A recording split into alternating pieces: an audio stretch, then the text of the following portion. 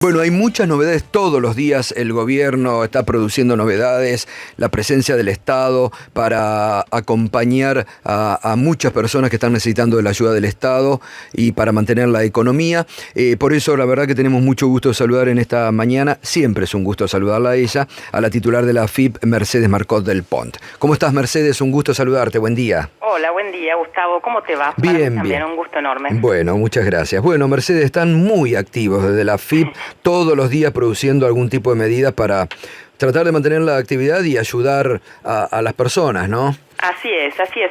Además, una cosa rara, porque yo advierto que con toda la razón del mundo, ¿no? Siempre hay quejas que no llegan, que no es a tiempo en este momento de tan dramático, pero a veces no se toma en dimensión de lo que ha significado en tan poco tiempo armar todo un andamiaje de políticas públicas desde la AFIP, puntualmente, que es un organismo dedicado a recaudar impuestos, y que nosotros nos hemos tenido que poner a programar, a crear sistemas para transferir ingresos, ¿no? Entonces, es esta contradicción que nos dicen por qué no dejan de cobrar impuestos, etcétera, y poner en valor, creo, la importancia que está teniendo lo que se recauda y la aplicación de lo que está de todos los ingresos que se están recaudando, aún con una merma importante por la caída de los niveles de actividad y las transferencias enormes que se están generando. Es inédito por ejemplo, lo del ATP,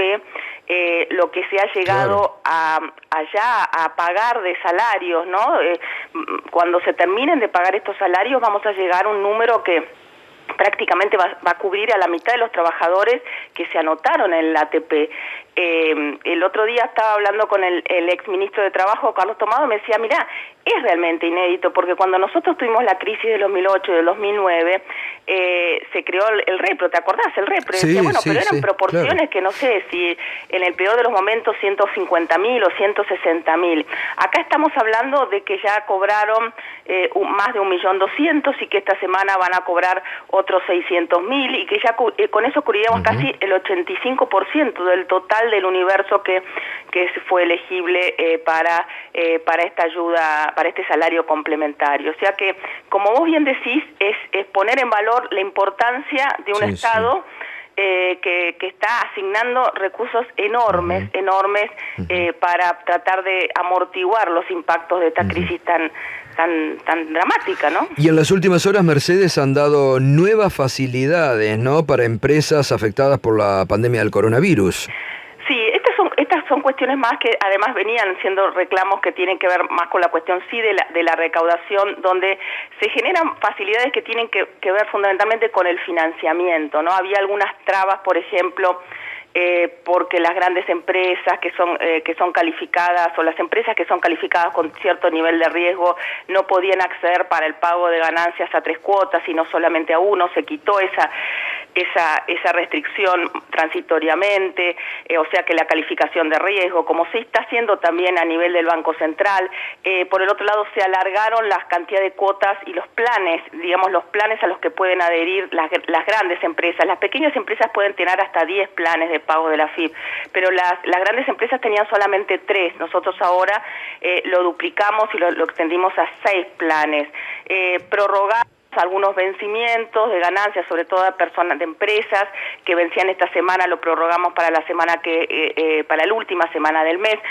O sea que hacemos cosas que facilitan un poco en este momento también de ahogo financiero, siempre buscando este equilibrio que te digo de que tenemos que tratar de seguir recaudando en la medida de lo posible, sobre todo, y esto lleva un poco a la discusión sobre el impuesto a la riqueza, etcétera, también con la inteligencia de captar más en los sectores de mayor capacidad contributiva, ¿no? En un contexto donde una gran parte del entramado está sufriendo, pero donde se advierte que hay acumulación de riqueza en determinados sectores, sobre todo en la parte más alta de la pirámide de ingresos, que dan cuenta de la necesidad de captar parte de esos excedentes para redistribuir en estas políticas públicas que se están implementando acá en la Argentina y en el resto del mundo, ¿no? Porque esta es una discusión de cómo gravar a los más ricos que se está dando en todos los lugares del mundo. Mercedes, ¿qué tal? David Cufré te saluda, buen día. Hola, David. Respecto a esto último, en otros países el impuesto a la renta y el impuesto sobre las grandes fortunas es incluso más fuerte que en Argentina, países centrales. Sí, es cierto lo que vos decís, el impuesto a las ganancias, sin ir más lejos, en los países, en muchos países desarrollados es sensiblemente más alto, la alícuota marginal superior puede llegar al 45, al 50%, acá es 35%, es así. Yo creo que bueno, que este es un debate, como bien planteó el presidente de la Nación, que hay que dar, y creo que está en la agenda de discusiones que como sociedad tenemos que dar, pero puntualmente ahora aparece este impuesto como una cosa extraordinaria frente a una situación extraordinaria, ¿no? Que me parece que es un poco la vocación de lo que ha planteado el presidente y de lo que se está tratando, se va a tratar en el Congreso de la Nación. Claro, el impuesto a las grandes fortunas, porque muchas veces se dice, bueno, Argentina tiene una presión tributaria enorme y en realidad lo que estamos viendo es que otros países cobran más impuestos sobre los sectores más concentrados.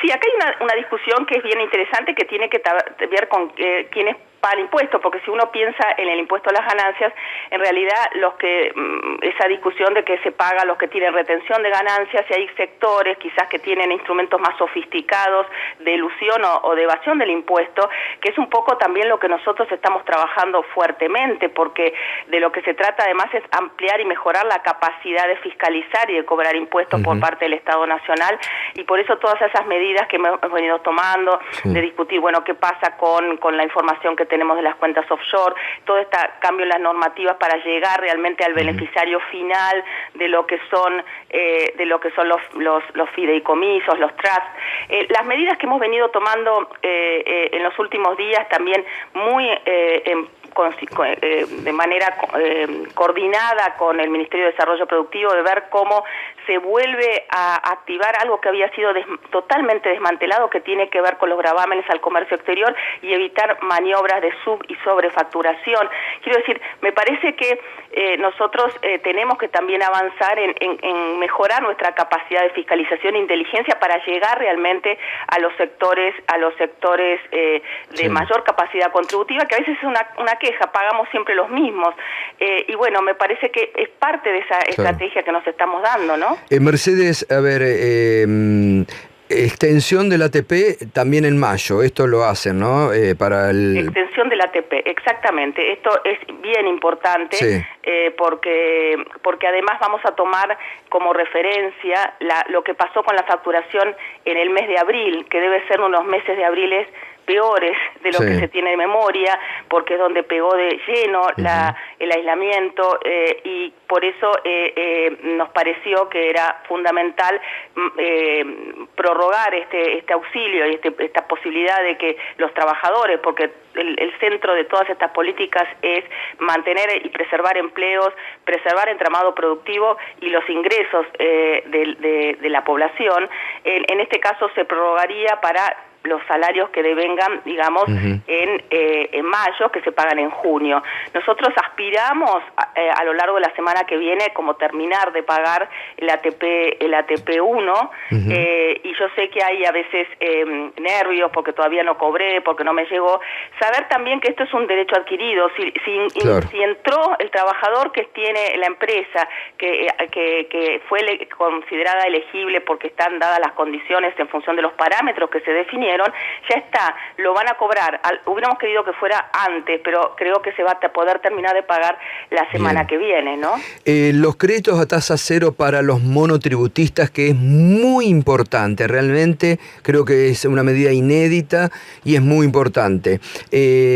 Ahí todos los días, viste, somos un poco los receptores de quejas, ¿no? Entonces hay muchas quejas, como dicen, pero yo soy monotributista de tal categoría, no tengo ingreso.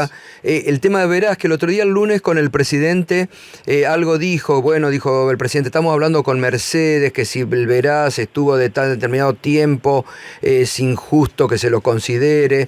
Mira, no debería, el Veraz acá, lo que nosotros las dos factores de exclusión para además de que no hayan tenido aumento en la facturación, sino que no tengan otro ingreso por relación de dependencia o por jubilación, y que tengan una calificación crediticia, porque en última instancia este es un crédito a tasa cero, sí, que va a ser un crédito muy blando, mayor a 2, o sea que todo lo que es 1 y 2, y eso lo precalificamos nosotros en conjunto con el Banco Central, ya entra directamente. Nosotros tenemos un universo de más de 1.300.000 autónomos y monotributistas que podrían acceder. Ya tenemos casi entregados, elegidos, precalificados, digamos, que fueron al Banco Central, 330.000. Estamos evaluando situaciones todos los días, ¿viste? Esto es todos los días. Mira, bueno, ¿qué pasó con el que tú facturó menos de cero? Entonces, sobre todo los monotributistas A, lo estamos revisando. Están los autónomos que aportan a las cajas previsionales, que también vino en reclamo, estamos tratando de resolverlo.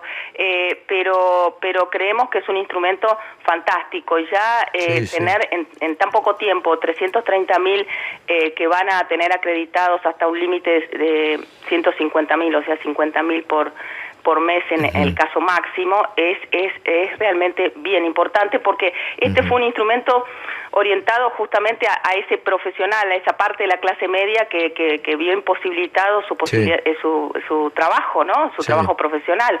Entonces, vamos a tratar de llegar justamente a ese universo que es el que queremos atender. Sí, es muy importante esto. Recién vos hacías alusión a este tema, Mercedes, que se ha descubierto, que tapó la administración anterior, de 950 cuentas o más de argentinos en el exterior que nunca fueron comunicadas a la autoridad pertinente en la Argentina. Sabemos que has iniciado una investigación y que está sobre este tema, la AFIP, ¿no? Sí, claro que sí. Nosotros estamos procesando, estamos en las etapas muy preliminares de esta investigación, estamos notificando a los contribuyentes. Hay toda una etapa donde ellos, pueden responder, pueden hacer nuevas declaraciones juradas y presentarse. Estamos en esa etapa donde además es una parte pequeña de toda la información que vamos a tener que procesar y desencriptar y trabajar de ahora en adelante. Por ejemplo, hay muchas cuentas abajo de 1 millón que también las vamos a investigar.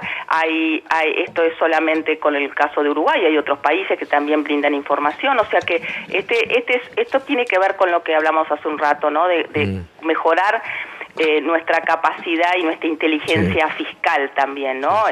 Nosotros hemos fortalecido mucho todo el área de fiscalidad internacional, porque hoy las grandes batallas en materia de elusión se dan justamente en esa esfera, ¿no? ¿Y se tienen ya registro de cuántas cuentas son que no declaradas? Mira, estamos viendo, encontramos unas situaciones que a priori parecen irregulares, pero después el contribuyente podrá salir, defender, demostrar lo contrario. Nosotros encontramos estas primeras 950 cuentas que estaban en esa situación donde nosotros no las teníamos registradas. Pero bueno, es muy preliminar la etapa en la que estamos de trabajo. Pero bueno, lo importante es que echó a correr todo este tipo de procesos de fiscalización que tienen que ver, porque además estamos hablando de bienes personales, y estamos hablando de bienes personales en el exterior, donde también estamos hablando de uno de los tributos, digamos, más progresivos. No estamos hablando de IVA, estamos hablando del impuesto a los bienes personales, que son generalmente los que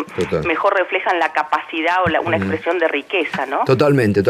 Bien, Mercedes, te agradecemos. No sé si querés, si tenés alguna otra novedad para comunicar o en lo que estén trabajando. Yo creo que lo importante es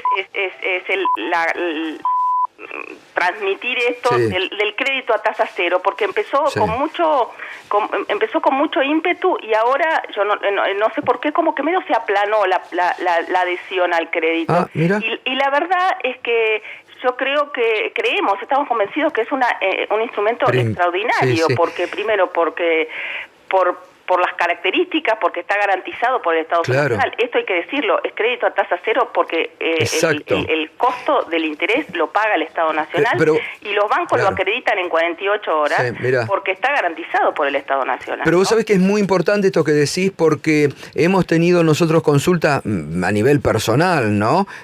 Porque la gente, yo creo que no tomó esto, de que es un crédito a tasa cero, que aparte, el otro día también el presidente esto lo recordaba, ¿cuándo se empieza a pagar, Mercedes? ¿Te lo dan hoy, por ejemplo, y cuándo pagas la primera cuota? A los 6 meses. A los 6 meses, por eso. Y es un año. Y después lo empezás a pagar en 12 cuotas, claro, ¿no? O claro. sea insisto, es un crédito, es cierto, pero tiene detrás un subsidio enorme. Hemos tenido que capitalizar el Fondo de Garantías del FOGAR justamente para poder salir a respaldar estos créditos. Yo creo que la gente tiene temor, como tiene temor a un crédito bancario, y no. Acá es el respaldo del Estado y a tasa cero vas a pagar dentro de un año y medio lo mismo que te dieron hoy, ¿no? Que yo creo que eso es lo importante. Bueno, como siempre, contá con nosotros para comunicar, porque en estos tiempos hay que comunicar mucho y la verdad que el esfuerzo que están haciendo, no solamente económico, personal también, ¿no? Es importante. Así que realmente hay que ponerlo de manifiesto. Bueno, gracias, Gato. Mercedes, abrazo enorme, gracias. Un abrazo enorme. Chao. Mercedes Marcó del POM, titular de la AFIP.